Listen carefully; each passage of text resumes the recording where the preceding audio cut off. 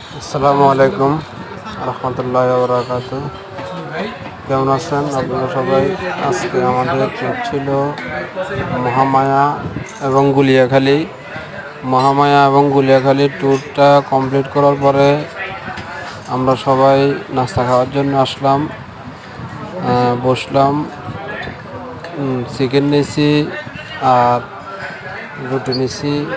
মোটামুটি খাবার পরিবেশনটা অনেক ভালোই ছিল। খাবার খেয়ে সবাই স্বাচ্ছন্দ্য বোধ করলো। আলহামদুলিল্লাহ আমাদের ট্যুরটা কমপ্লিটের পথে। এখন আমরা এখান থেকে নাস্তা খেয়ে সবাই মোটরসাইকেল নিয়ে রওনা দিব। নাস্তা খাওয়ার শেষ পর্যায়ে রওনা দেওয়ার আগ মুহূর্তে মনে হলো যে আমাদের দুইজন নাই, দুইজন আগে একটু আগে গেছে।